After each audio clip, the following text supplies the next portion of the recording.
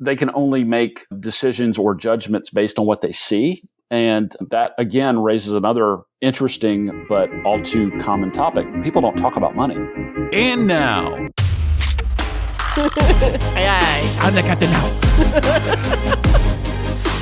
Coming to you from the K2 Studios in San Diego, California. That sounds great. You sound amazing. I always sound amazing. It's the world famous Everybody's hitting off like BFFs. Kris and Kristine Show. Hey, what's happening, everybody? How are you doing today? Thank you so much for listening, and I am Kris. And I'm Kristine, and welcome to episode 123 of the Kris and Kristine Show. Do-do-do-do. Yes, fantastic, glorious, as we come to you on a Sunday evening right after watching the world-famous Oscars. Yeah, and what happened on those Oscars, Kris? Well, all I know is that I was getting dinner ready, and I was about to plate food. I went to, shout out to Costco, went and got us some pre-made, what'd I get us? Chicken Alfredo? Yes, chicken Alfredo. Easy in the oven, simple to make, by the way. Okay, get to the punchline. Then I was plating the dinner, and I'm watching the Oscars, and the TV kind of mutes out. Like, the screen kind of goes blank for a second, and I'm like, what is going on? Was there a bad moment that we might have missed in America here that they cut out to? You did not say that right then. You thought nothing of it. You just thought it was muted, something happened, and then you didn't think anything until what, like 30 minutes later, 20 minutes later, we're sitting on the couch, and what popped up? On my Twitter feed or Instagram, one of the feeds, I saw this meme or I saw videos. It was a meme, right? No, actually, I think the first thing I saw was a video of Chris Rock up on stage and Will Smith walking up to the stage after that. And all these hashtags and taglines were like, "Oh my goodness, did that just happen?"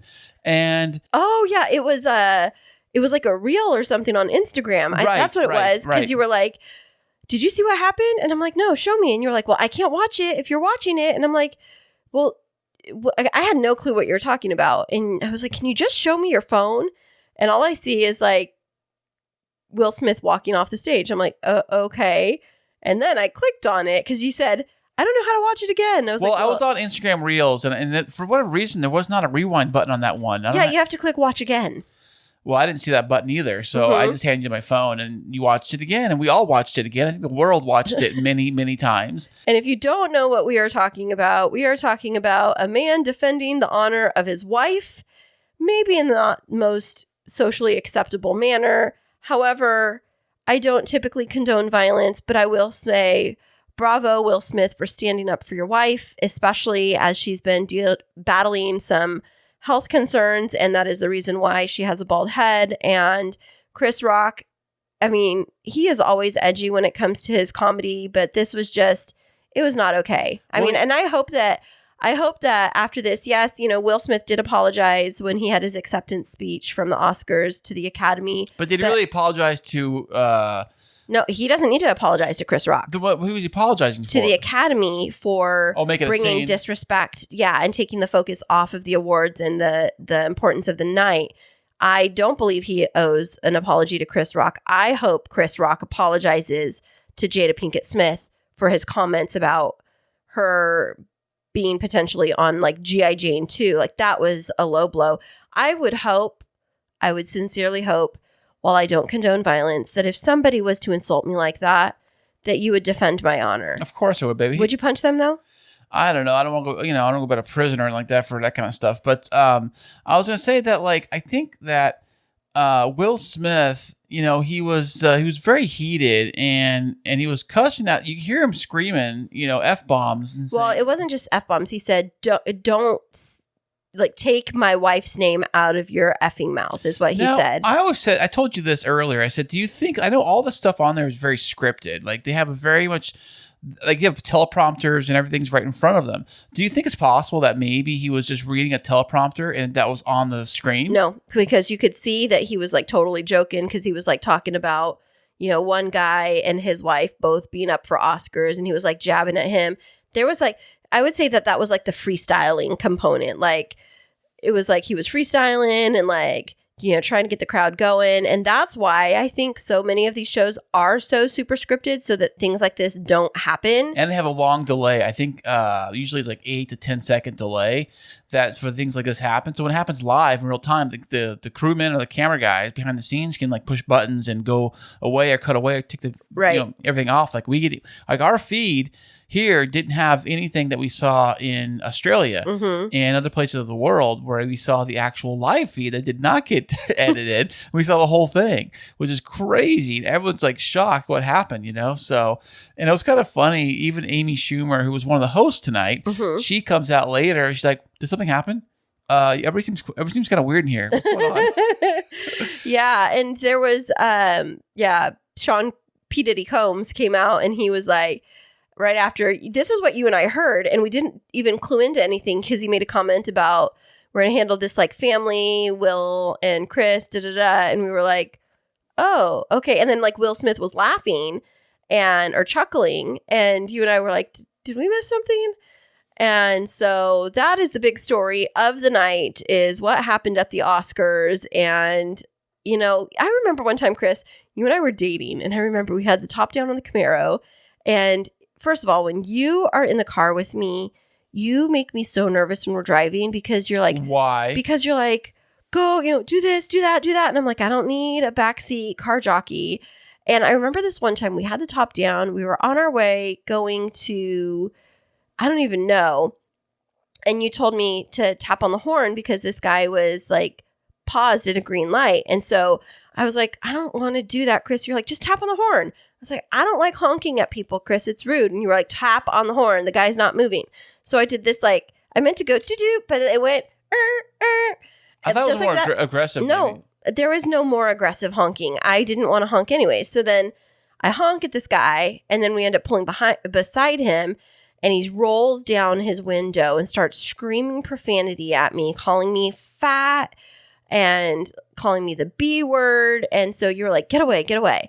And so I like turned. You can't reason with crazy. Yeah, you can't reason with crazy. So then we go and we're like right by Cane's Chicken and in Santee. And I turned into the parking lot to get away and like go the back way. And the guy screams at me, "That's right, you fat effing bee. Go over. I knew you were going to get fast food." And I remember after I was so upset. I was like, Kris, you didn't even say anything to him. And what did you say? I don't remember actually. Yeah, you were like, I didn't want to get arrested. And I was like, defend my honor. Would you have pulled a Will Smith? More than that, probably. I would have done probably more than that. Would you? Yeah, definitely. And the thing is, too, is you got to be careful because now that I think about what you're just saying now, what if Will Smith actually gets charges brought against him for that? He could. That's a very serious thing. Yeah, it could be assault charges. Yeah, and that could be career. I mean, for someone like me or for someone like you, for example, that could be career ending. Yeah, it could be. However, with that being said, I mean, yes, definitely Chris Rock can press charges, but in the investigation, like there would be a lot of public pressure against him it's like that whole don't dish it out if you can't take the heat. That kind of thing. I was kind of thinking that too. I was kind of wondering if Chris Rock's probably going to be like just mellow, lay low for a while. And then this could be a bad thing for Chris Rock. He may not get hired anywhere after this either. Well, they took him off the stage. Like he was supposed to be I think he was supposed to be the host for the evening, wasn't he? No, there was 3 hosts. It was 3 women. It was the it was Wanda Sykes and Amy Schumer and this other girl. I don't know who she is. Oh, I know who she is, but I'm blanking out on her name. But anyways, there were 3 women. Okay, got it. So the point is that he was just a presenter, just doing like the. He'll never get asked again. Maybe not. That's the thing. See, I was kind of wondering.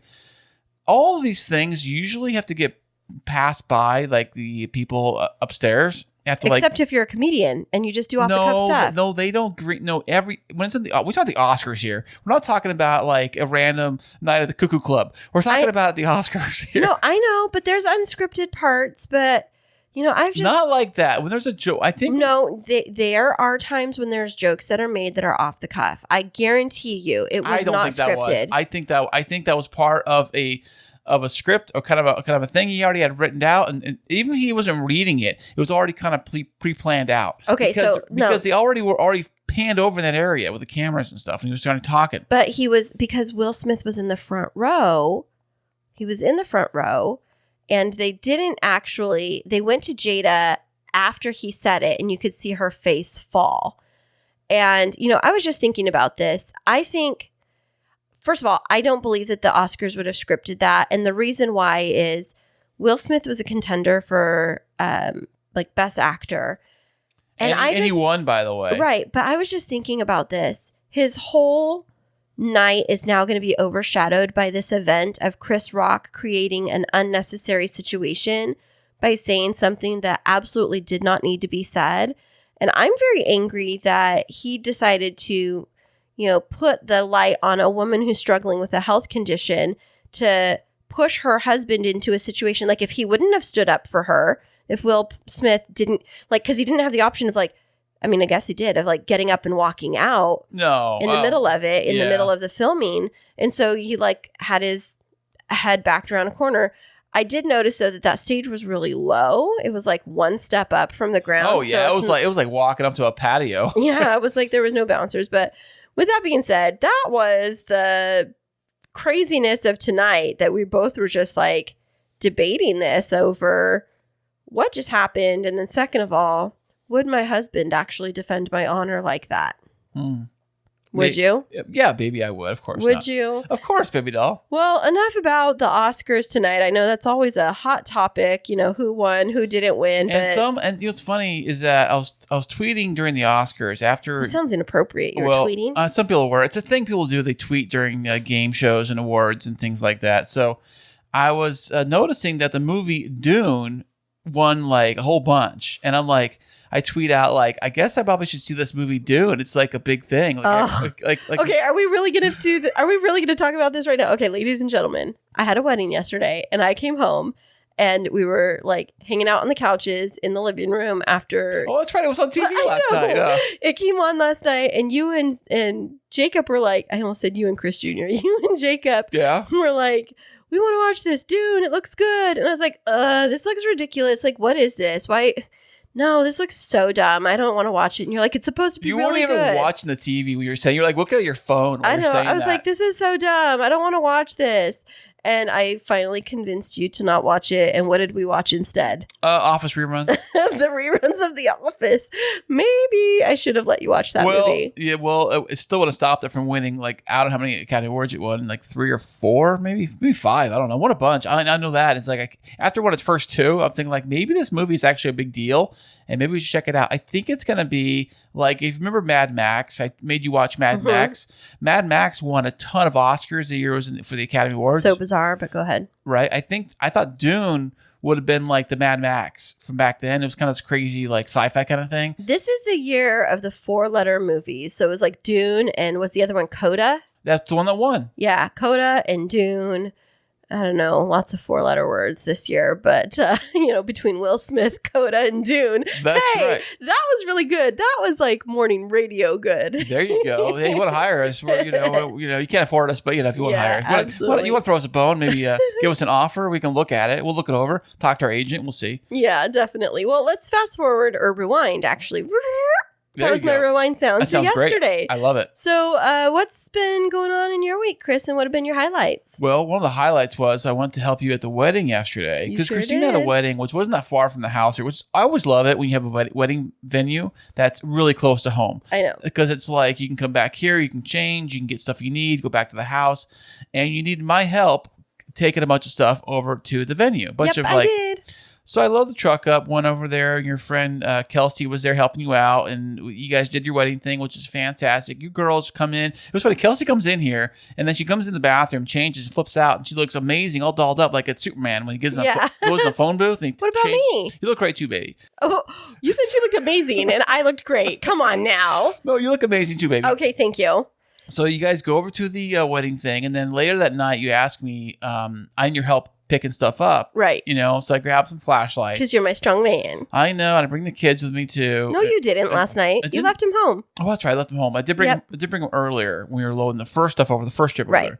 So on the last trip, it gets dark over there early. So we're over there in the dark, and I'm loading everything up on the little hand dolly, hand cart. And this random girl from the wedding comes over to me and says, "Hey, are you Kris from the Kris and Kristine show?" And I said, "Well, yes, I am." And okay, ladies and gentlemen, I have to pause. Why do you ask? I have to pause you don't pause. Yes. Don't ruin my glory. I do need to. I have to pause you because when she tapped you on the shoulder, or she was when she asked that question, you turned around I don't know, like you were on the red carpet at the Oscars, like, oh, who is this that wants my autograph? Okay, you can pick back up. So, yes, exactly what happened. I'm like, oh, really? Oh, yeah, that sure is it, And did you think she was a true listener? In fact, I think I did. I thought I did because listeners everywhere. You just never know. So I thought it was, and although it was not, because Kristine told her about the show. And I told everybody about the show, so I ended up having to be the MC for the evening. The couple hadn't hired a DJ; they had somebody that was doing sound for them. But I was like kind of running the show, just doing announcements and things like that, and I guess I can completely relate to Chris Rock on like the trying to come up with jokes and things to like. Oh, did you say, hey, the bride's wearing white today? Oh no, Chris! I made different little jokes. So here's how I started out the evening. I was like, welcome everybody. My name is Kristine and I will be your wedding singer for the evening. And the bride and groom looked at me like, what? I was like, just joking. You don't want to hear this. And so I was like the MC and I was making little jokes. And what happened is the bride's sister gave a speech and the speech was really good. And I was telling her, not telling her. I told everybody after the first speech was done, I said, my husband and I, we have a podcast. And on it, just a couple of weeks ago, we interviewed someone who's an expert in speech writing. And he talked about how to give the perfect wedding toast. And I said to the bride's sister, without even knowing it, you followed the formula because that was absolutely beautiful. And I just want to clone you. And so then after the wedding, when we were doing all of the cleanup, she came over and she was like, what is the name of your podcast? I'm totally going to listen. And I told her and she's like, what do you guys talk about? And I said, oh, well. We're talking about you actually right now. So I was just like telling her a little bit about it. And I was like, oh my gosh, my husband he's here. He's around here somewhere helping me out. And he would absolutely love it if you would tell him that you want to listen to our podcast, like that you love podcasts, because he's like a huge podcast fan. And she's like, no, really? I'll go talk to him right now. Where is he? And I was like, oh, where is he? And then I saw that you were getting the big lawn game. So I was like, oh, he's right there. And she was like, so I can go up to him and I can be like, so is this the Kris from the Kris and Kristine show? And I said, do it. Her name's Greta. I was like, you have to, because you will literally make his life. You did. Yep. And she really is going to listen, which is awesome. Well, I'm just going to pretend that she's already a fan. She is a fan without even listening. There you go. Yeah. So, and in fact, I tweeted that all about this morning. I said, crazy things happen, and some girl says, hey, are you Kris from the Kris and Kristine show? I said, yes, I am. And you show her your ring. That's neither here nor there, but I'm saying like, if you want to take a selfie or an autograph, anything, anything you want to autograph for you. Talk to my agent. Yeah, sure. Why not? We have book signings coming up here. If I have a book, it's like a pop-up book, but I'm working on it, So was that a highlight of your week? I highlighted my life, I think. I have to say, you do love podcasting. Okay, I have to say this. So tonight, the two littles have been... We are dealing littles, with... I mean little kids. The littles, yeah. We call them the littles, the 12 and the 9-year-old. You call them littles. I call them other things, but yeah. Tonight I may have called them other things, but we are in this phase of parenting where the children do not want to shower. Yeah, I was actually pretty stinky kid myself and didn't take a lot of showers, really. What? I know. It's hard to believe. What made you snap out of it, though? I think when I realized I could not get a girlfriend. Yeah, girls do like a clean guy. That's for sure. Yeah, I think it was something around there. Because I think I went from like playing with toys and boys and like boys to stuff to like want to be interested in girls. And I think at some point I was realizing that if I was clean and I think also too when you're younger, you don't realize you're BO until you really realize you're BO. And there's that kind of awkward phase where like I think that if you're playing a lot of sports and you're sweaty quite a bit, and even as a kid, you do get some BO happening. And I think that... Let's not talk about BO. Oh, I know. It's not smell-o-vision here. Yeah. But you did turn a corner because now you're the opposite. Like, you really like to shower and you like everything to be clean. Like, I'm trying not to just watch you, all the film. It's like when I shower, it's like I'm just getting a whole new me again. So it's like all my sins are just washed off. All your sins are washed away. Every single time I shower. All right, we're going to church today. It's like I'm baptized myself every time I go to shower. It's like everything is washed right off of me. And I feel like I can do anything Oh now. gosh, Chris Rock and Chris Smith here. Okay, so what's funny is when we were watching the Oscars earlier, I was trying to say Chris Rock, and there's Chris Rock and Will Smith, and I kept calling him Chris Smith, and you're like, hey, that's me. That's not him. I know. Well, poor Will, he is related to me, by the way. Oh, is he? Yeah, well, same last name, so it's down the chain somewhere. Yeah. Oh my gosh, I forgot to tell you that one of my brides coming up is getting married and is going to have the same last name. So I keep calling her like not just wedding bestie, but my sister from another mister. There you go. Yeah, fantastic. Well, it's been an interesting couple of days and an interesting week for me. Work has been super busy and I've been like kicking it into high gear and then had weddings and consulting. And, as I've been going through all of these things, Kris, it's made me really be thinking about like our future, especially now going from being a mother of one to a mom/stepmom of three. One of the things that I think a lot about, I don't know if you know this about me, is like not to be grim here, but what would happen to you if something happened to me and I wasn't able to like help bring an income into the house? Like, would you be okay? Never, baby. At first, I'd miss you. No income could ever replace you, baby doll. Oh, well, thank you so much. I mean, but how much are we getting here? How much are we talking about?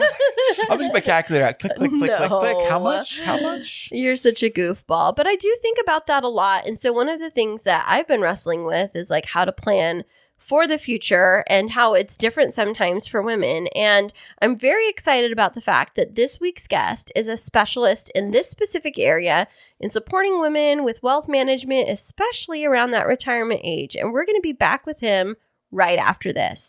Hey, thank you so much for being a loyal listener of the Kris and Kristine Show. And as that you are a loyal listener, we have a very fun opportunity for you to get involved with the show. Ooh, tell me more. If you like to get exclusive content you can't get anywhere else and to receive free merchandise shipped to you every single month, ooh, I want that. Then head over to patreon.com/The Kris and Kristine Show. That is patreon.com/The Kris and Kristine Show. Welcome back to the show, everybody. Today on the Kris and Kristine Show, we have a financial advisor with 25 years experience in the business. Please welcome to the show, Russ Thornton. Thanks for the warm welcome. I'm excited to be here today. Yeah, we're excited to have you here, Russ. Thank you so much for joining us. We've been really looking forward to this interview with you because I think that I am going to learn a lot. Kris, are you ready to learn a lot? Hey, baby, I'm always ready to learn. Not say I put in practice, but I always learn. Awesome. Well, Russ, where in the world are you joining us from today? I am based in Atlanta, Georgia, but actually today I am talking to you from Lake Oconee, which is about an hour and a half outside of Atlanta, where we are super fortunate to have a second home. So my wife and I and our dog are out here today. Oh, that's amazing. Is it like a big lake where you can boat on it, or is it like a little small pond lake? It is not a pond. It's a big lake. So yeah, boating, fishing, the whole 9 yards. So it's a several 1,000-acre lake. So yeah, it's pretty good size. That sounds amazing. Now, I might sound a little dumb when I ask this question, but I don't know if this is the case. In the waterways in Georgia, do you have a fear of gators like they do down in like the Florida area? So it's funny you asked that. I don't know if you guys are familiar with like the Nextdoor app. It's kind of this community-based app. I have that app. Yeah. So inevitably every few months there are always like claimed gator sightings and things like that on the lake out here, but it's a little too chilly up here. So no, we do not have any gators in the lake up here. So we've got some big fish, but nothing to be worried about when you're out in the lake swimming or skiing or tubing or anything like that. Is that catfish? Yeah, we got some big it's a big catfish lake and bass, and it's actually crappie season right now, or what I think northerners refer to as crappie. But yeah, it's a big fishing lake. When you said crappie season, I was like, what is that? Is it just like mean it's crappie fish season? So that's an actual breed of fish? It's an actual breed of fish, and they're actually pretty tasty. Okay. So do you do a lot of fishing off your pier or whatever you have, your boat dock? Yeah, a little bit. I probably fish more from the bank and the dock than I do out in the boat. But I love to fish. I just don't make near enough time for it. Fishing takes time. That's one thing I always say is that like you got to spend an entire day. I think you really got to dedicate to do some fishing. Yeah. I don't know. My dad used to take us fishing a lot. I was raised in a family of 4 girls, and all I know is my mom would be sitting in the bow of the boat reading a book, and us girls would all be dying because all we wanted to do was go swim in the lake around the boat, and my dad was adamant that we were not to even touch the water because he didn't want us to scare away the fish. So finally, we would convince him to like drop us off on the shore while he went out fishing with my mom so we could go swimming. Hey, Russ, what is the largest fish you ever caught? The largest fish I've ever caught was probably saltwater fishing. I caught a 50-plus pound amberjack, but that's probably been 20 years ago. The largest freshwater fish I've caught was probably fly fishing for trout out west. This was, again, many years ago. We went out to Utah on the Green River, and we caught, several 2, 3, 4 pound trout, which catching them on a fly rod is a really, really cool experience. Now, do you have photos of that? Because there's that infamous, if you didn't photograph it and somebody wasn't around, it didn't happen. I do. This was long enough ago where I think the photos are actually on film. So they're not stored away in my Google Photos account or my iCloud account or anything like that. But I actually do have photographic proof that these events did occur. Well, now the big one, do you have it on your wall, like stuffed or whatever above your fireplace? No, I did not. So we went out charter fishing again ages and ages ago. My dad, my brothers, and I, and as I recall, I think we let the charter captain and their crew keep most of the fish because it was a trip for us, and we didn't want to deal with hauling and ultimately cleaning fish, and that's a whole involved thing right there. So I think we wound up giving it to the captain and the crew. Absolutely. My brother-in-law is a very avid fisher, and he went up to Alaska and was doing a bunch of that fishing, and they chartered a boat where included in it was they would clean all of your fish and package them up and put them on, dry ice so you could ship them back. And I was like, man, that's worth its weight in gold, because after a whole day of fishing, last thing that you want to be doing is being covered in fish guts. Yeah, that's the way to do it. That's the package deal. Yeah, definitely. Well, so how long have you had this second house out there on the lake? So the very short version of a long and twisting story is we've had a lake house for about 12 years now. This is actually our second lake house on a second lake. And again, I'll spare you the details, but long story short is our first house was like an old mobile home. It was like a great weekend lake house, just kind of go and hang out. And we went out for a long weekend one time, opened the door, and we heard water running. Oh, no. That's never a good thing. What had happened is the connection from the water line to the water heater had busted and flooded basically 2/3 of the mobile home, and it was totaled. It was a total loss. So, wow. Thankfully, that's what insurance is for. But after going back and forth for a long period of time, my wife and I figured very quickly that we probably would have killed each other if we tried to go through the process of, building or putting a new house on that property. So we wound up selling the lot, and then we moved to this lake, which is adjacent to the lake we were on. They're actually connected by a dam. So, wow. I would think all the water loss and the water damage you had to be afraid of water. Get me away from the water. Well, yeah. Running water is one thing, but a lake is a little bit more peaceful and calming. Thankfully, at least so far. Now, Kris and I went through a similar story. I don't think that it wouldn't say that it flooded 2/3 of our house, but we have that same scenario where he woke up one morning while I was out of town in our primary residence, and the connection between the water heater and the water supply line. I think it was a water heater itself was I guess there's a shut-off valve. So on top, yeah. Yeah, normal water heater feeds water into it when the tank goes dry, I guess. But for whatever reason, that valve or that switch or something was broken, and it kept feeding water into something that was already full. Right. And over again, it kept on spilling out over for the last 8 hours. So we did have to go through the actual renovation. And I wouldn't say that we almost killed each other, but it was right before our wedding. So it definitely was super stressful. If we could have just sold the land and bought something for the same price, we totally would have. But now we're sitting in our beautiful new house, and we completely empathize with that story. Water loss is never great. Yeah, no, it's not. But I'm glad to hear you guys survived the episode. Yeah, definitely.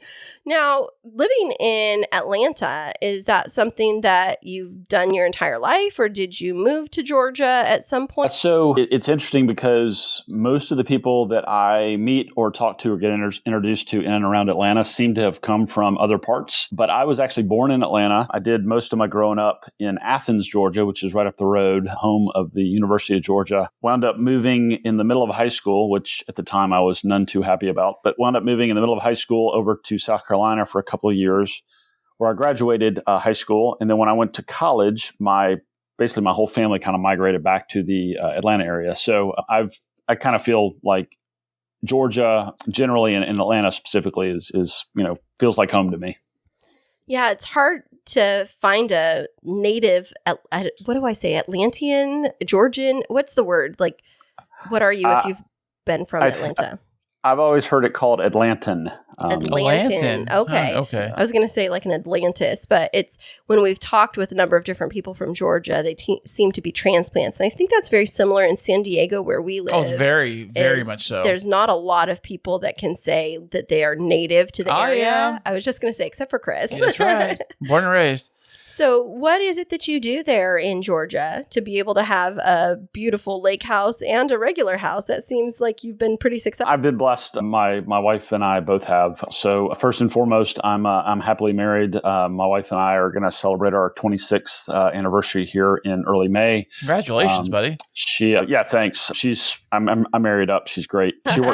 She works too. We have a dog, no kids. We're actually in the midst right now of trying to figure out if we want to jump back into the foster dog game. We volunteer with a local rescue group. So over the last several years, we've had adult dogs, puppy litters, and everything in between in our house for anywhere from a few days to a few months to try to get them out of boarding and ultimately get them adopted out to good families, which is fulfilling work, but it is work, but we love to do it. And then, so professionally, I'm a financial advisor or a financial planner, as many people often refer to me as. I am in the wonderful position of helping people make sense of their money. And I think many people mistakenly think that all I do is help them invest or manage their investments. And that's an important part, but a small part of all that I do with my clients. And it's really rewarding and it's really fulfilling to see the positive impact I can have in people's lives when I get the opportunity to really get to know them, to get to understand, who they are, what's important to them, and then help them align their money with their meaning or what's meaningful to them. So it's really, again, I'm blessed. It's wonderful work. I really, really love what I do. And I've, like you mentioned at the top of the episode, I've been doing it for 28 years now, I think it is. Wow. So it's been great.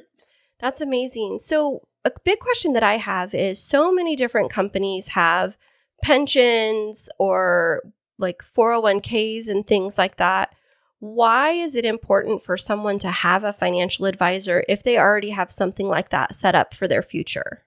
Well, so that's a great question. And I'll be the first to tell you that I'm not convinced that everybody needs a financial advisor. I believe the best approach to managing your money and your finances is to keep it simple. And I fully believe that many people out there are fully equipped and capable of managing their money and their finances on their own and doing a perfectly wonderful job with it. Where I think the role for someone like me makes sense is if someone is working, they're in a family situation, they've got kids, and they just, their time is at a premium. They're working often long hours. When they're not at work, they're trying to keep the house, running. They're trying to, they're chasing their kids from, a ball game or one recital to the next. And so there's such a premium on their time that they would rather spend their free time doing the things they enjoy and with the people they want to spend their time with. And so those types of folks often will come to someone like me and say, like, hey, I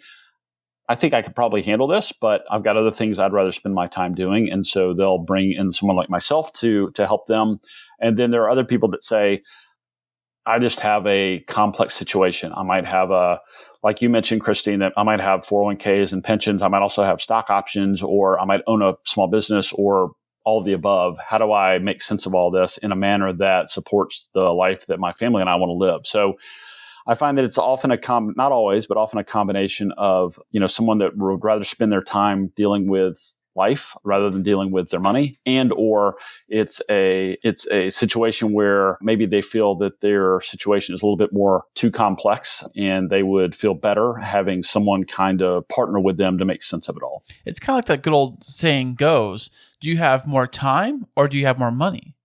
Because if you don't have time to deal with it, then, what can you afford to do? I think some people also, they're very tight, I would think, too, that they want to try to not say penny pinch, but they want to try to figure things out themselves. So they'll try to do it themselves. But so what do people actually do when they do come to you? What's the first thing they say? Like I want to make this money last till I die, or what?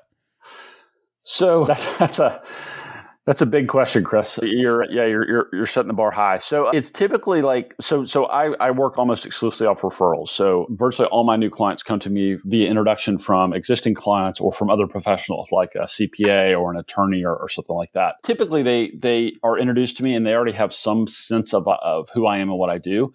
But what I think people ultimately want to know, whether they actually verbalize it this way or not, is, am I going to be okay? It's, am I going to, and the other side of that question or the deeper level or layer under that question is, am I going to wind up broken alone? I think to some degree, we all have that fear that lives within us. And that dates back to our prehistoric tribal days where, we took, comfort and safety from being with other people, because if you're with other people, that helped you get fed. It also helped you prevent getting eaten by a saber-toothed tiger. Right. And so I think if you take that, what I've often heard referred to as like the lizard part of our brains has basically not changed a whole heck of a lot over, thousands and thousands of years. I think that we still carry a lot of those base fears with us today. And the way that manifests itself with our financial decisions and our money is, am I going to be okay? Am I going to,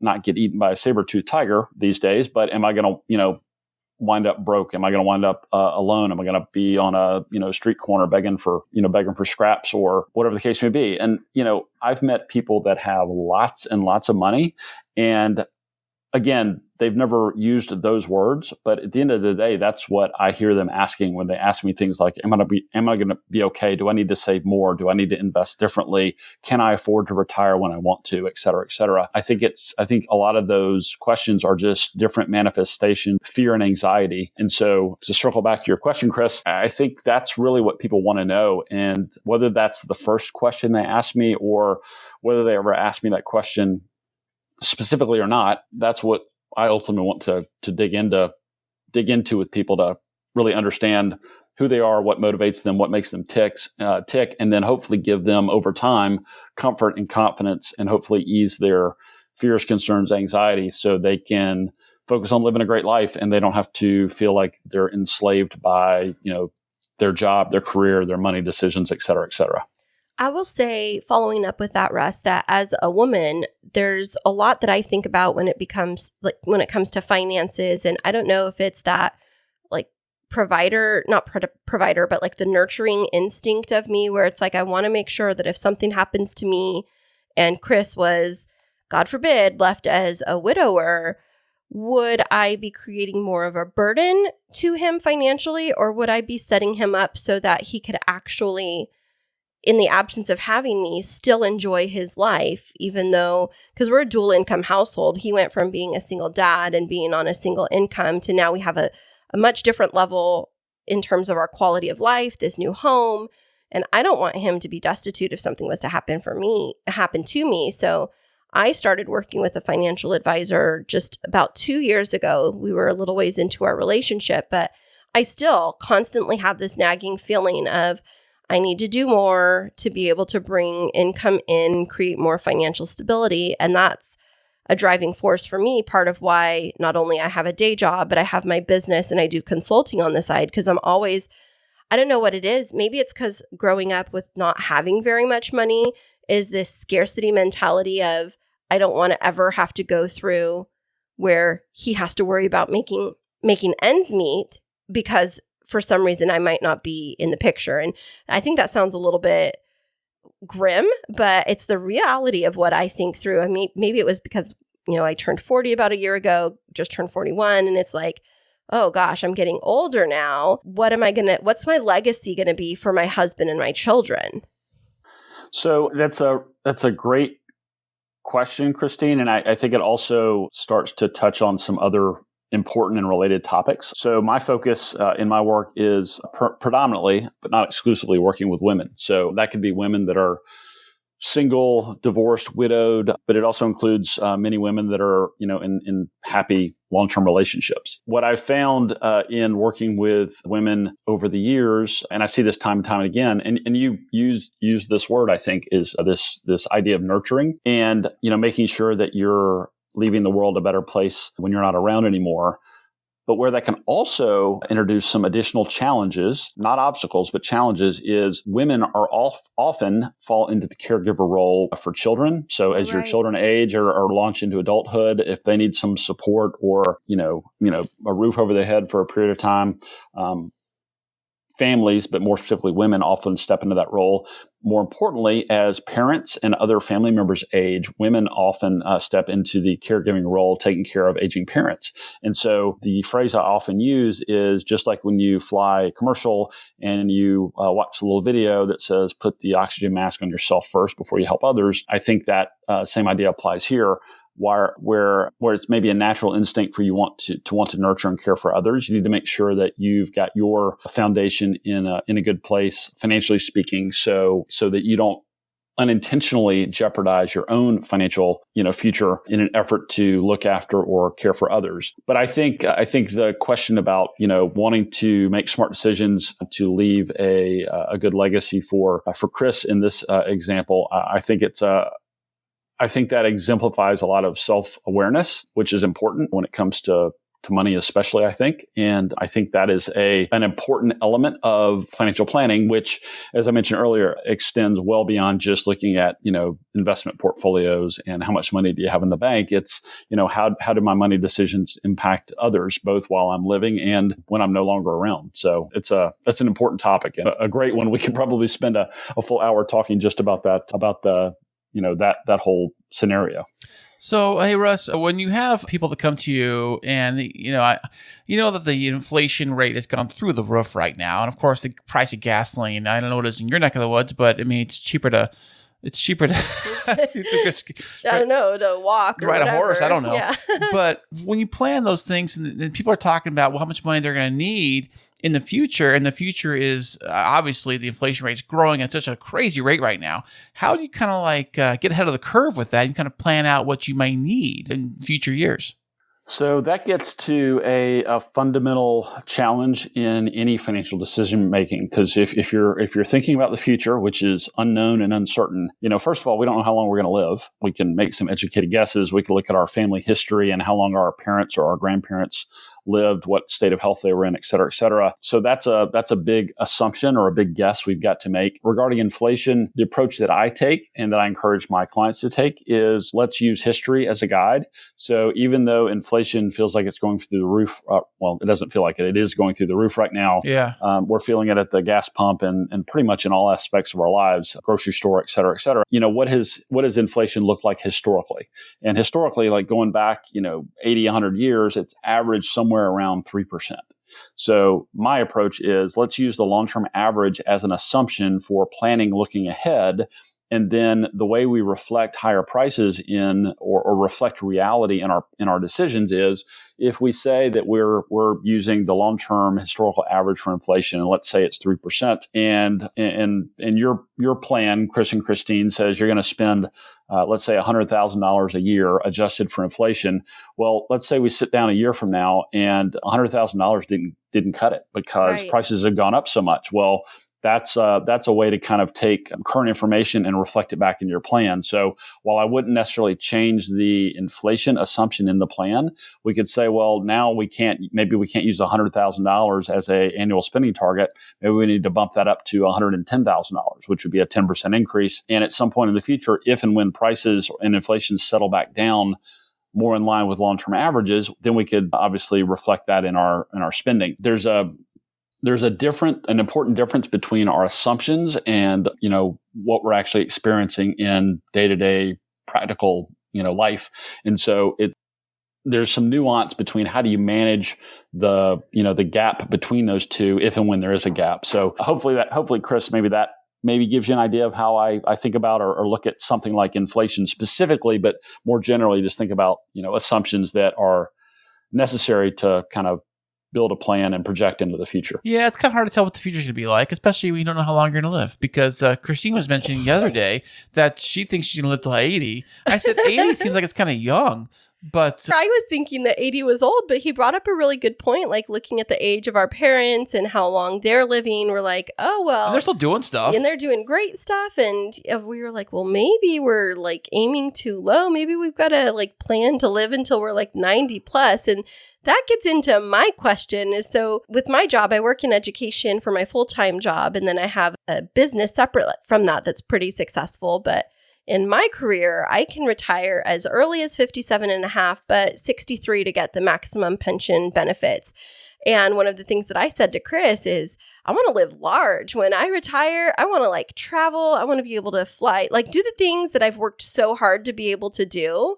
And so it leaves me with this idea of like, well, how much harder do I have to work right now to be able to save up to make that happen? Because I still have bills right now, but I have this dream eventually of being able to like fly to Europe first class and having like a beautiful like 2-week vacation. Dang it, if I have to work for 23 years to be able to save up enough in my retirement to do that, I'll do it. But I don't want to end up getting to retirement and then living paycheck to paycheck. And do you find that that's happening more and more? Is that people are, holding off on experiences until they retire and then wanting to like live more robustly after they retire? So I think that's kind of the default, approach or thinking around retirement. And it's what I refer to as kind of this deferred life plan. Like I'm going to work really hard. I'm going to save. I'm going to, pinch pennies, run a really tight budget.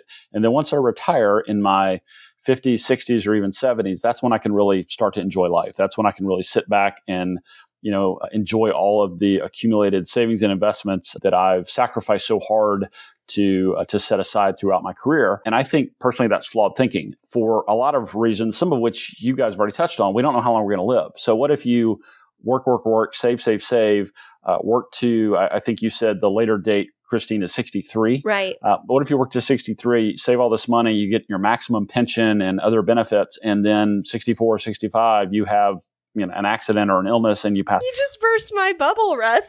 I'm not okay with that. I want to still enjoy life. Well, and that's my point. And I'm sorry for the morbid thought there, but it's the truth though. Yeah, that's kind of my point. Like why work so hard and put off really enjoying your life until you're in your 50s or 60s or later? Why not enjoy your life while you're working hard and setting money aside so you can do both? I mean, at the end of the day, life is not a dress rehearsal. Like we don't get this isn't a practice run and then we can really dial it in and get it right next time. And so it's incumbent upon each and every one of us. It's our responsibility to make the most of our lives. Right. And that gets to this idea of enough. Like what is, and this is seldom, if ever, talked about, in my opinion, among the financial advice industry, among financial advisors. The default is more. You want more investments, more savings. You need to save more. You need to work longer. You need to sacrifice your life so you can have a comfortable, confident future. Well, what if the comfortable, confident future never gets here? So my argument is, let's take another approach and let's figure out what do we need to do to have a comfortable, confident future. But once we figure that out and once we set ourselves on the right path to head in that direction, how do we make the most of our life today? So rather than thinking save more, work longer, spend less, et cetera, why don't we figure out how we can save, work long enough, spend enough while still enjoying our financial resources today? So it's about striking this balance. We don't want to be so confident in the future that we're sacrificing our life today.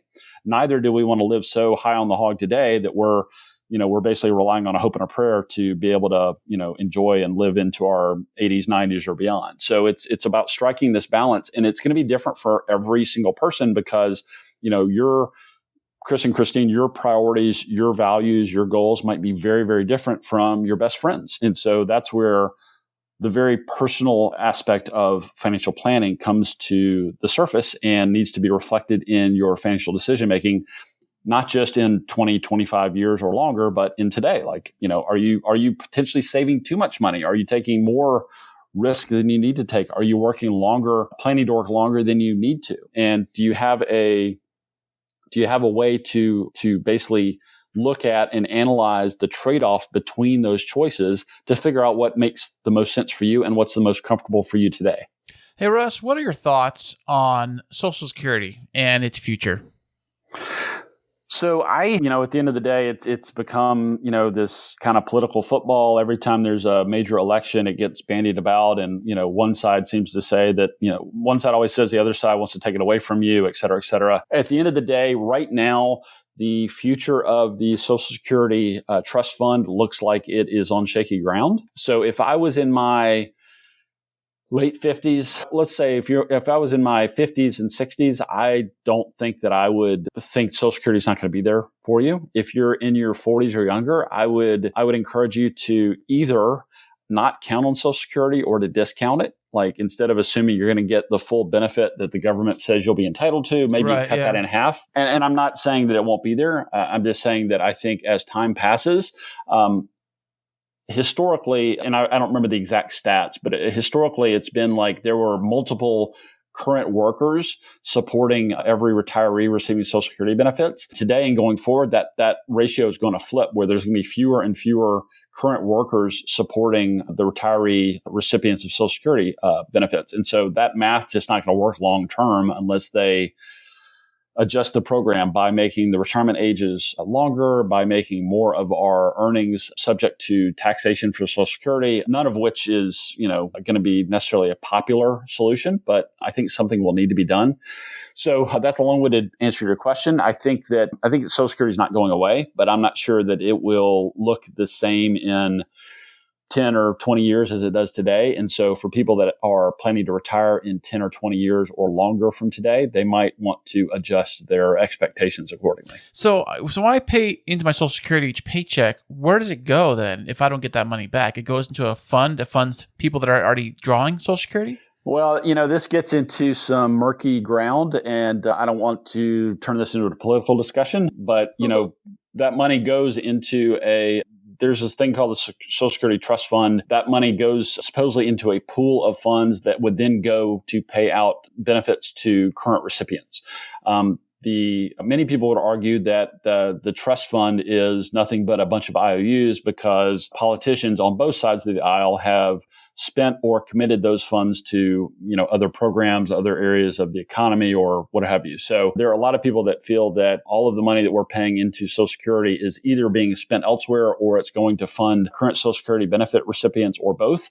And that is one of the big problems, which is, is the money going to be there to fund future Social Security benefits for future retirees? And there are an equal number of people that say, yeah, it's fine, business as usual, don't worry about it. And there's an equally vocal number of people that say that, yeah, the Social Security Administration is going to run out of money in the next, 10 or 15 years. And, we need to fix it, or, you need to, again, count on, finding another way to support yourself. If they came out tomorrow and said Social Security, Administration is being disbanded and the benefits are going away, I think we'd have, mutiny. I think we'd have a revolution. And there are so many people that are retired that Social Security makes up a large percentage of their retirement income, if not all. Of supporting their lifestyle. So if that were just to evaporate tomorrow, there'd be that would have ripple effects throughout the economy and through the healthcare system. It would be a mess. So I don't know how they're going to fix it, but I believe that there are steps that need to be taken to put it on much surer footing than it appears to be on right now. So that's really interesting for me to learn about Social Security. So I have not been in the system of earning Social Security since I was 21 years old, when I had my last job, or 22, my last job really? waiting tables. Why is that? Well, because I work in California for the state of California, and I pay into the state teachers retirement pension. So it's called STRS. And we have a different dynamic, but I know that there's been a lot of conversations, even in that publicly funded pension, about increasing costs of pension, because it used to be when I first started into teaching, if you were to retire as an educator by like 62 and a half, then you would retire with a certain percentage of your pension. And then they were giving this golden handshake where you got lifetime benefits because it was less expensive to get people out of the actual teaching profession and onto retirement than it would be to keep funding them while they were working, because it just comes from different pots of money. But I know that as inflation has increased, as the strain on the state budget has increased, that there's been a challenge with these matching contributions that the school districts now have to make, which are making it super expensive to offer any of these other types of incentives. And then people are living longer, and so they're drawing from their pension way longer than was ever anticipated. And so there's conversations about similar to what you were talking about with the Social Security dilemma, but as it relates to the state teacher retirement system here in California. And so I think that was where I got a little bit anxious, and I was like, okay, I need to get a financial advisor to help me think about not replacing that funding, but in the event that if I was to retire, the percentage of my retirement wasn't going to be as high as I currently believe it to be, I need to figure out how to make up that difference. And so I don't know how to get out of that kind of dilemma, but I think that there's enough of us that are in this generation right now that are worried about what's going to happen if Social Security benefits decrease, or if it goes away altogether, and then if these state-funded pension systems cease to exist in the way that we know them to be. There's so many of us in our 40s right now that would be up a creek. Yeah, and that kind of comes back around to this idea of the fact that people are living longer. You guys were kind of joking earlier about, you're going to live to your 70s or 80s or 90s. Regardless of how long, you guys live or how long I live, generally people are living a lot longer than they were just, even 20 years ago. And so that puts a much heavier burden, financial and otherwise, on things like Social Security, on public pensions, on private company pensions, where, when these programs were designed, maybe 50, 60, 70 years ago, people would work to their 65. And if they lived another 5 to 10 years, that was kind of average. Now people are retiring in their 60s and they might live another 25 or 30 years. And so, I don't think that our social and pension systems have caught up to or have addressed in a thoughtful and meaningful way the fact that people are living a lot longer, which increases costs, which stretches out benefits over long periods of time. And so whether we're talking about Social Security or a teacher's retirement system, pension benefit, or even like, a Fortune 500 company that still offers a private pension costs are going up, which is largely a function of the fact that retirees are living longer. And so they have to receive benefits over a longer period of time. A lot of companies over the last 10, 12, 15 years have actually shut down their pension plans. They've actually bought out, their pension recipients, or offered to buy them out simply as a way to reduce costs and make it more viable to offer, alternatives like a 401k plan with matching or things like that. So, unfortunately, there's not a simple or even a good answer, but I do think that you're smart, Kristine, to look at, shouldering more of the responsibility and thinking about ways to not necessarily replace, like you said, but certainly supplement what you might have otherwise anticipated receiving from the teacher's retirement program. Because I just think that as people live longer, and again, people's life expectancies are expected to just go up further and further from here. So that aspect of this problem is not going to go away anytime soon. So I think you and your listeners would be wise to, take responsibility and assume that more of the responsibility for future retirement income is going to fall on your shoulders, even if you have access to a program like a Social Security or a teacher's retirement plan or a company pension. Yeah, that makes a lot of sense. And something that you were talking about a little bit earlier is a conversation. As Kris and I were preparing for this interview, we were thinking of important topics that we would really want to bring up and have answered from you. And you said that you focus a bit more on women, and not exclusively on women, but on women that are a little bit further on in their life. And so we were wondering about some unique scenarios that we see in current events and what you do or what you would do if you were given this type of a situation with a client. And so one of the things that Kris watched this Netflix show recently, and it was with younger women, but it was The Tinder Swindler. Have you heard of it? Yeah, my wife and I watched that a few weeks ago. Yeah, so we were thinking of this scenario that we see about women being catfished online or swindled into, they think that they've fallen in love with this person that they've met online or even in person that ends up getting them to give them large chunks of their finances, their nest egg that they spent for so long. So 2 questions. First of all, have you encountered a situation like that? And then second of all, if you haven't or you have, what do you do to help protect your clients from falling into that? Yeah, so I unfortunately have not encountered or experienced that firsthand with any of my clients or any family or friends. But I've got to guess if Netflix, made a movie about it, it's probably more widespread than many of us are aware, which is kind of scary to think about. But as far as protecting yourself, and I'm speaking predominantly about women here, but I guess this could go either way. I've heard it said. I've actually had a client say this to me that as you age, and so this might not be kind of the Tinder demographic I'm speaking about here, but as you age, a lot of older men are looking for a woman that can serve as a nurse or a purse, meaning they can care for them, physically as they deteriorate from age, et cetera, or they can support them financially. And so, which I think kind of speaks to this whole Tinder swindler, phenomenon. And I think the best thing to do is just always apply a high level of skepticism, especially when you're entering a new relationship. And if you're entering a new relationship, and I have told clients this, that, for example, if you're in your 50s or 60s and you're getting remarried, keep your finances. So maybe keep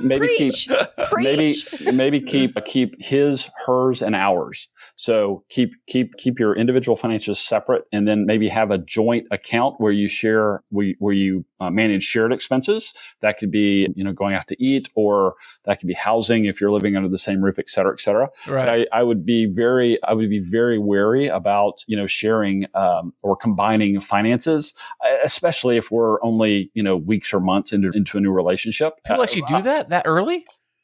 Well, apparently they do. I can't help but wonder how sensationalized the Netflix documentary was, but I guess that happens. I'm left scratching my head saying what are these people thinking? But right, yeah, it's easy for me to say that, and it's apparently happening. So yeah, I just encourage, be skeptical, take your time. Maybe it is true love, maybe you've met your soulmate, but there's no reason to rush into any major financial decisions, especially financial decisions that could, as I referred to earlier, jeopardize your own financial, your own financial situation in the event things don't work out. And we agree with that. I'm not speaking for Kris, but I am speaking for Kris because we agree with that. Yeah. A gazillion %. And we've talked about this before. Maybe we're non-traditional. We've both been married previously and got majorly burned financially by our exes, financially destroyed. And I know for me, it took me years to crawl back out of that hole and reestablish myself and my credit and my finances. And, Kris, you worked so hard to be able to buy a house on your own. And so when we got married, we were very clear about the fact that, and people were kind of judgy about it, we're going to keep completely separate finances. And then we created, even before the wedding, we created a household budget before I moved in. We talked about who was going to contribute what.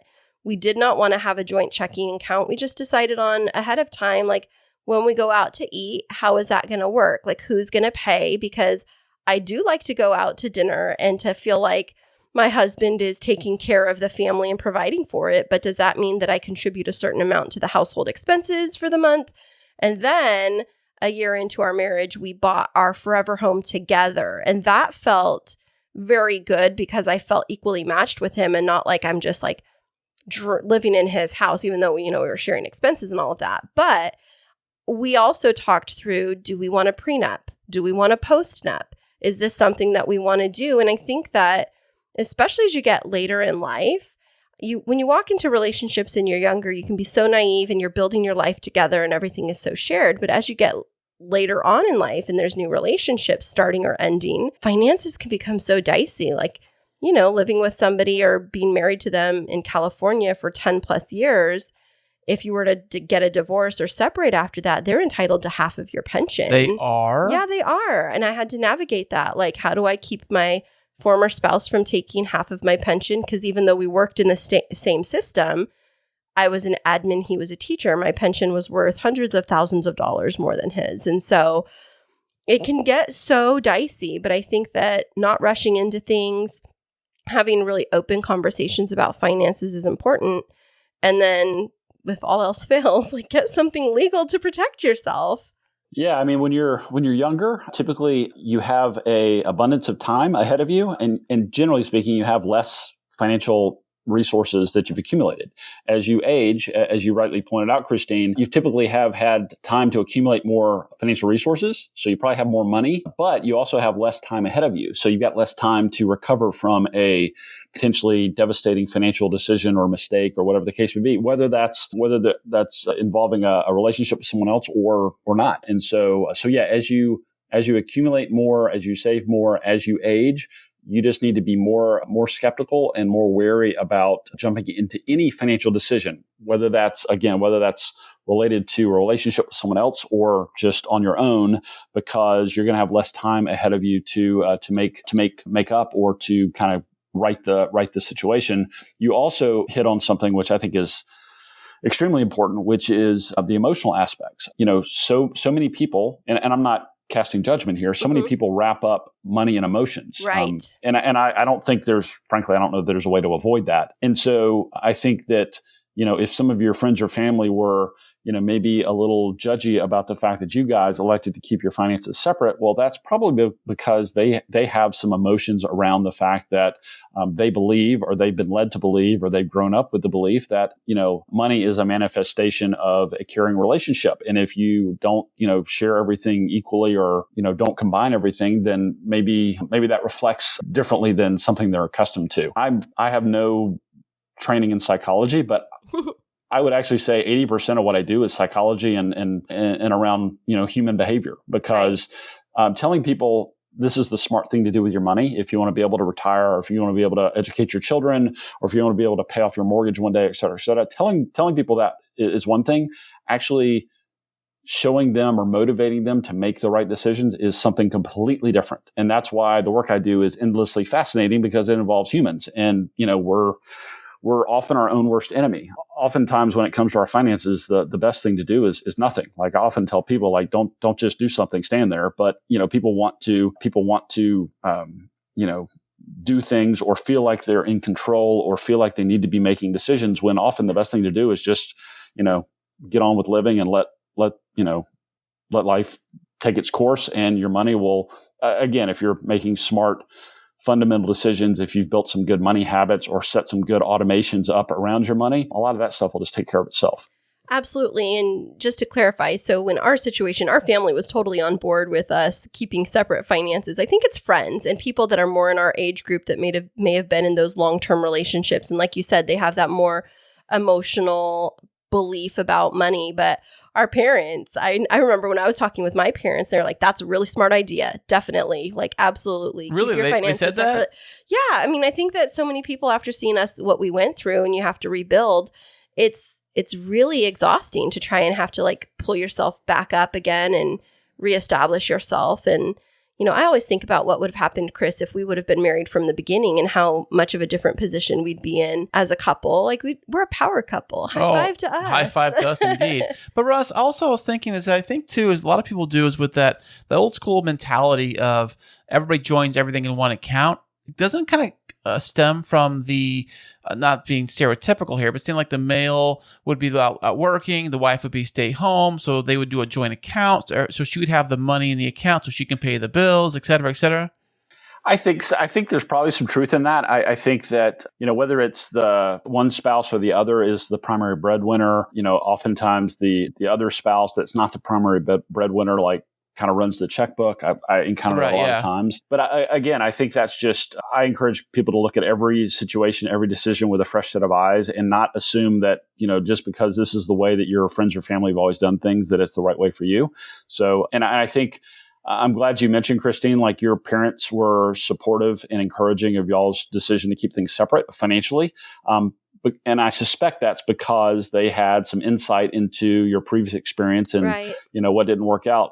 Your friends don't necessarily have that same level of insight or context with why you're making those decisions. And so they can only make decisions or judgments based on what they see. And that, again, raises another interesting but all too common topic. People don't talk about money. And I'm not saying they should, but, people just don't know. Like, I don't know what my best friends earn. I don't know if they have a positive net worth or not. I don't know what kind of financial situation they're in, nor do they know what kind of financial situation I'm in. And so the only way we can really judge how we think other people are doing is by what we see, our interpretation of how we see them living. And that's flawed for a whole bunch of reasons. But, people live in a big house, they drive a nice car, they send their kids to a great school. Well, obviously they're doing well, but are they? We don't know. So I think money is just, again, it touches every aspect of our lives.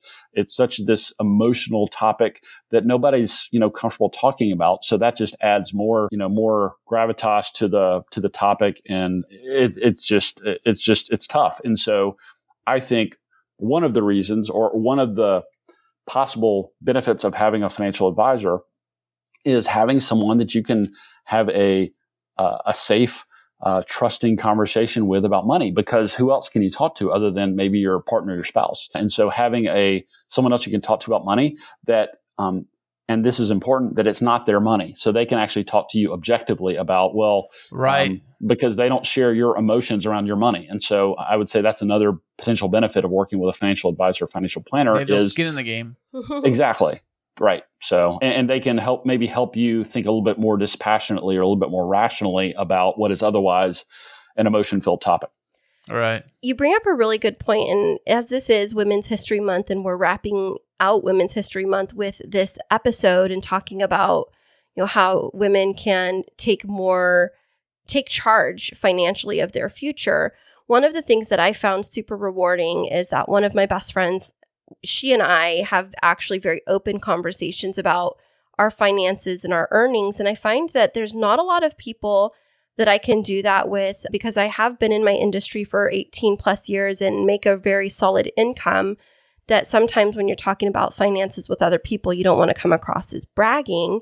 And so that's also the benefit of when I meet with my financial planner, that we're able to have those conversations and set goals, but also having a friend that I have that open and honest relationship with, where we're setting goals for each other, like challenging each other in terms of when we're going out for a promotion, what should that salary ask be? What are we investing in? What are things that, when one of us goes on a shopping spree, like not judging each other for it, but being like, great, I'm so glad that you treated yourself for that.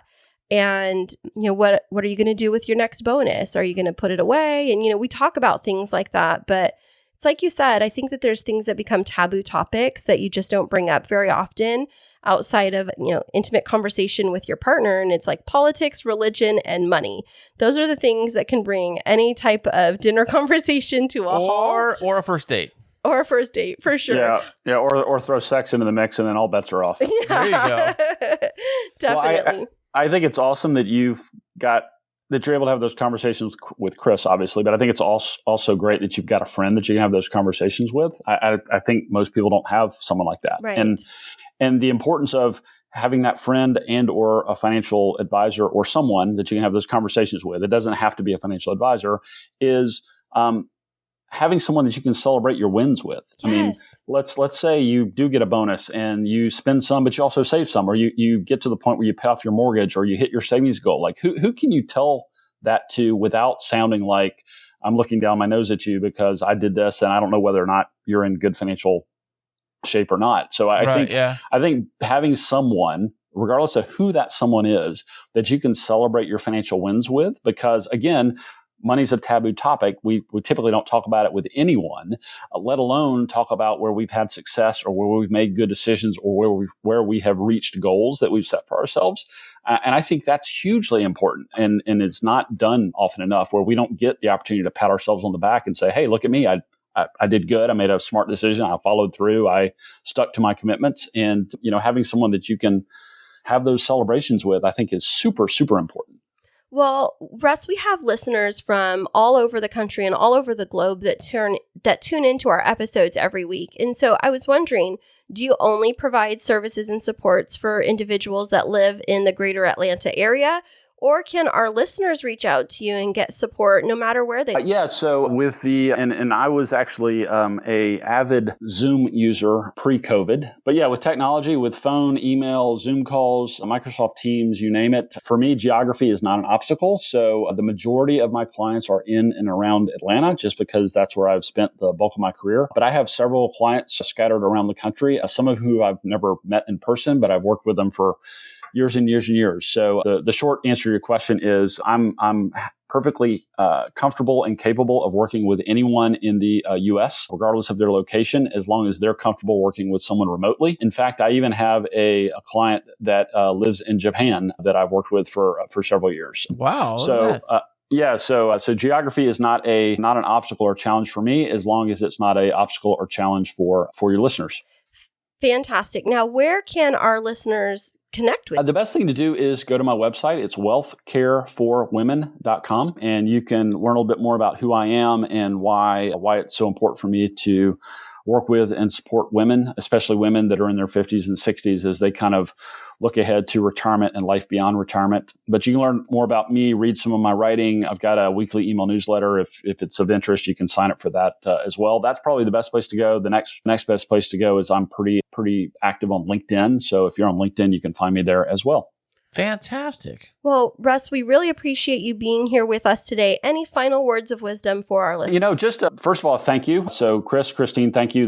I appreciate the opportunity, and I was so looking forward to this conversation, and it did not disappoint. I've really enjoyed talking to you both, and this has been a lot of fun.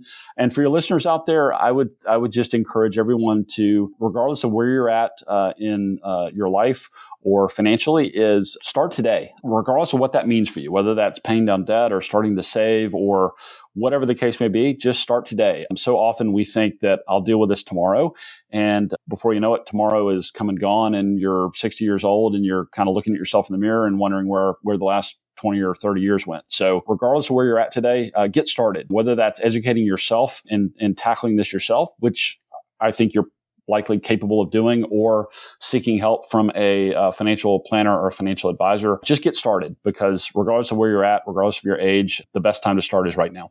Fantastic. I like it. Well, thank you so much, Russ. And we look forward to hearing about the amazing things that you continue to do for women and all people financially.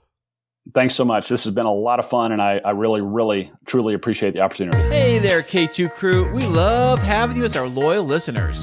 To keep up to date with what's happening behind the scenes, check us out on social media. Yeah, you can find us on Instagram and Twitter. And don't forget to follow our Facebook page. Yeah, tag us in your favorite fun stories, and guess what? You might just end up on the show. Ooh.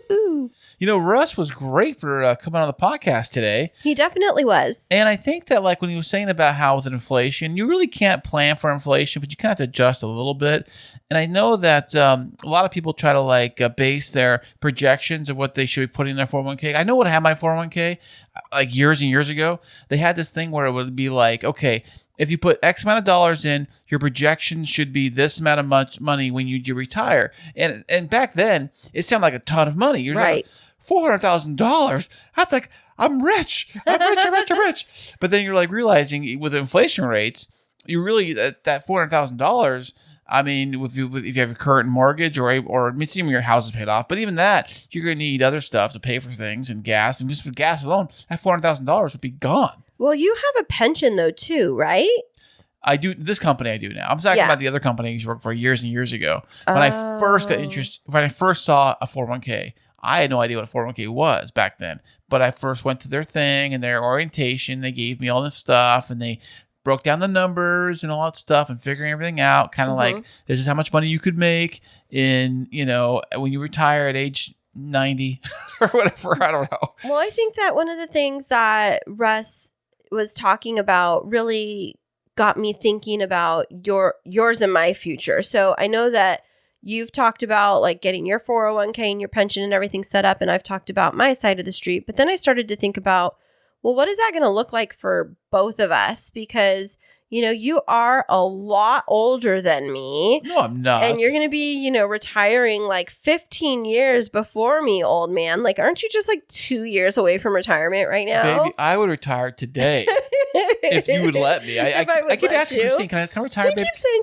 will you be my sugar mama? I didn't say it like that. No, you didn't say it. You were just like, honey, I'll be a stay-at-home dog dad for you. I will be the king of the castle here. I will help you out and stay here. I'll be podcasting day and night. Yeah, that's not what we all want. What I said to him is, sure, if you want to take care of all of the meal prep and all of the cleaning and take care of managing the kids and not have a temper when you're with them and help them with their homework and all of those things. Longest sigh of all time. Oh my God. Nobody wants to hear that, Kris. Nobody wants to hear that. But in all reality, I have been thinking about the fact, like, we're going to retire like 20 years from now, I think is like not legally, but technically, according to my retirement calculator, when I can retire. And what's the world going to be like in the year 2042? And how are we going to prepare for that?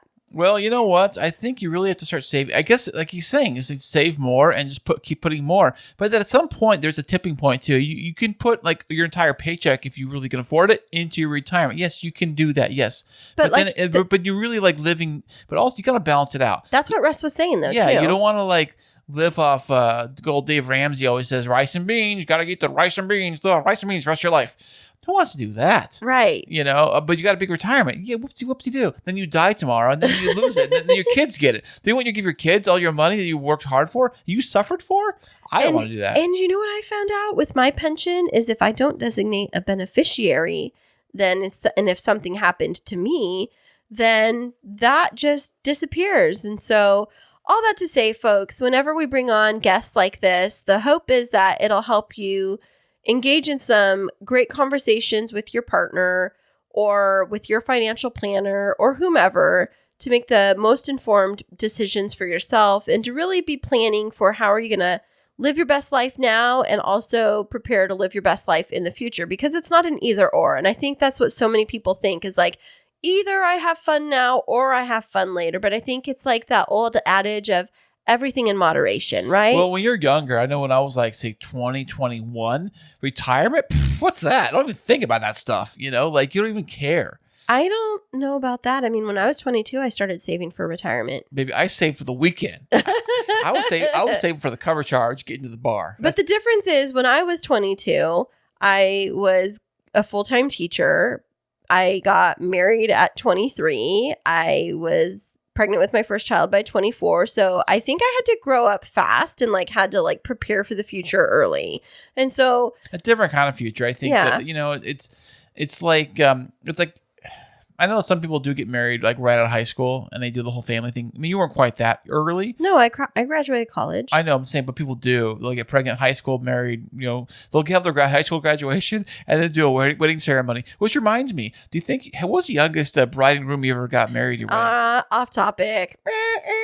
Back on topic, squirrel. So you were saying some people start planning earlier in life and later in life. Well, and I how would much say saving that can you possibly do at 18? You can't have any 401k by then. You can have nothing by then. Are you sure? By 18? All right. Listeners, if you're 18 years old and you have a 401k, please reach out to us. I didn't say they don't have a 401k. I'm saying what could possibly be in it? Well, I mean, you never know. That's why we want our listeners. Well, unless you have rich parents and dump a bunch of money in there. Yes, I get that. I'm saying for the rest of us that actually have to work for all of our money that don't get dumped cash in our laps. Oh my gosh. Okay, ladies and gentlemen, Kris is officially on his soapbox. So as I was saying, listeners, if you are a young person and you already are contributing to a 401k or you're very retirement focused, we would love to hear more from you. We would actually love to hear from all of our listeners about any truth nuggets that you found in this episode that you think stood out for you.